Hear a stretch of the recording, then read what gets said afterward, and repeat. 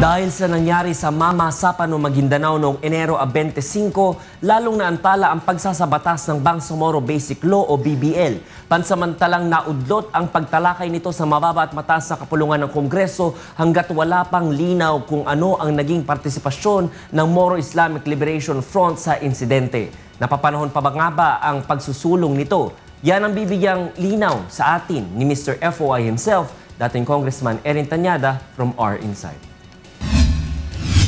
Magandang gabi mga kasambahay.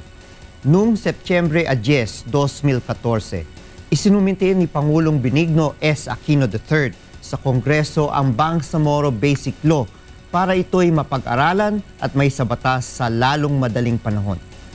Ito ay matapos na maantala ng ilang buwan ang pagsusumite sa Kongreso dahil sa ginawang pag-aaral ng Office of the President sa draft na binigay ng Transition Commission. Ang pagkaantalang ito ay dahil sa mga issue na gustong iwasan ng gobyernong Aquino ang usapin ng pagiging tapat at dapat hindi labag sa saligang batas ang Bangsamoro Basic Law. Itong mahabang lakbay para sa kapayapaan ay nagsimula noong taong 1997. Dumaan ito sa maraming pagsubok, kasama na dyan ang all-out war ni dating Pangulong Joseph Estrada. Noong panahon naman ni dating Pangulong Gloria Macapagal Arroyo, muntik nang napirmahan ang peace agreement sa pagitan ng gobyerno at MILF kung hindi napigilan ng Korte Suprema at dineklarang labag ito sa saligang batas. Tinawag itong Memorandum of Agreement on Ancestral Domain. Nagsimula muli ang pag-uusap ng dalawang panig nang magsimula ang administrasyon ni Pangulong Benigno Aquino III. Nag-umpisa ang formal na negosasyon noong Disyembre 2011 at natapos nito lamang Enero 25, 2014. Ang Transition Commission ang inatasang mag-draft ng Bangsamoro Basic Law na siya namang sinumite ni Pangulong Aquino sa Senado at House of Representatives. Panahon na nga ba para makamtan ang minimithing kapayapaan sa Mindanao? From Our Insight, napapanahon na magkaroon ng tunay na kapayapaan sa Mindanao. Maraming buhay na ang inalay sa gera sa Mindanao mula 1970s na aabot sa mahigit kumulang 150,000 buhay.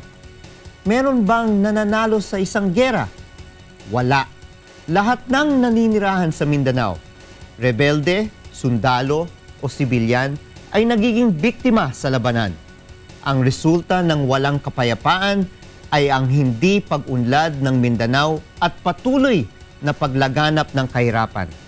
Bagamat sinasabi ng iba na ang gera ay limitado lang sa ilang probinsya sa Mindanao at tahimik naman sa ibang lugar, hihintayin pa ba natin na kumalat ang gulo bago pa man magkaroon ng pag-uusap tungkol sa kapayapaan? Ito ay maling pananaw. Ang tawag sa isla ng Mindanao nang pumasok ang 1900s ay Land of Promise. Bakit Land of Promise? Dahil ang buong isla ng Mindanao ay mayaman sa mineral resources. Kayang maging food basket ng buong bansa dahil sa mayabong nitong lupa.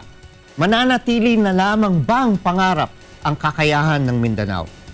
Sabi nga ni Pangulong Aquino, gusto niyang makilala ang Mindanao bilang not a land of promise, but a land of fulfilled promises. At para maging totoo ang pangarap na ito, dapat ay magkaroon ng pangmahabaang kapayapaan sa pamamagitan ng negosasyon. Hindi pa tapos ang usapin ng kapayapaan. Kailangan gawin ng Kongreso ang kanilang trabaho para ipasa ang Bangsamoro Basic Law. Kapag ito'y may sa batas, ang inaasam na kaunlaran sa buong isla ng Mindanao ay abot kamay na natin. At ang maygit kumulang 150,000 buhay ay hindi namatay ng walang kabuluhan. Ito po si dating Congressman Erin Tañada, and this is from Our Insight.